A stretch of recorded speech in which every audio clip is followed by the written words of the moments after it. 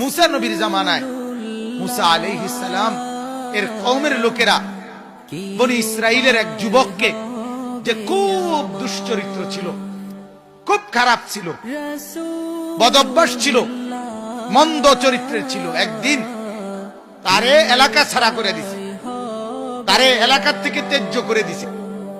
করে তারে যখন তাড়াইয়া দিছে, ওই যুবক জঙ্গলে চলে গেছে। জঙ্গলে যাওয়ার পরে সে প্রচন্ড অসুস্থ হয়ে গেছে, সাথে সাথে একেবারে জান যায়।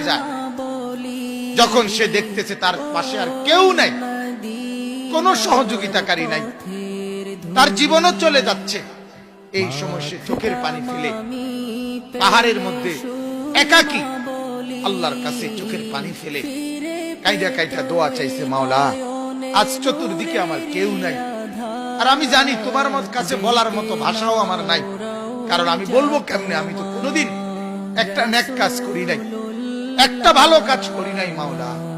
তবুও আমি তো জানি মাওলা তুমি রহমান, তুমি গফফার, তুমি মাফ করে নেওয়ালা। আজ সব হারিয়ে তবুও তোমার কাছে চাইলাম, তুমি আমারে মাফ করে দাও মাওলা, আমার জিন্দেগীর নাফরমানি আমি মাফ করে দাও। এরপরে ওই যুবক মৃত্যুবরণ করছে। আল্লাহ তাআলা মুসা নবীর কাছে ওহী পাঠাইয়া বলছে, আমার একজন বন্ধু ওই পাহাড়ে মারা গেছে, তুমি তোমার দলবল নিয়ে জানাজা পড়ে দাফন করে আসো। কওমের লোকেরা ওই পাহাড়ের পাড়ে গিয়ে দেখে কোন লোক নাই, তাদের মহল্লা থেকে বিতাড়িত ওই যুবকটা মইরা পড়ে রয়েছে। তখন কওমের লোকেরা বলতেছে, নবী মুসা, আল্লাহ বললেন আল্লাহর এক প্রিয় বান্দা মারা গেছে, তার দাফন কাফন জানাজা পড়তাম, কই এরকম তো কেউরে দেখছি না, আমরার হইতে না এনে পড়ে রয়েছে, তে মরছে। হ্যাঁ, তখন আল্লাহ তাআলা জানাইছেন, মুসা তোমরা যারে খুঁজতেছ সে তোমাদের এই যুবকই, আমার বন্ধু,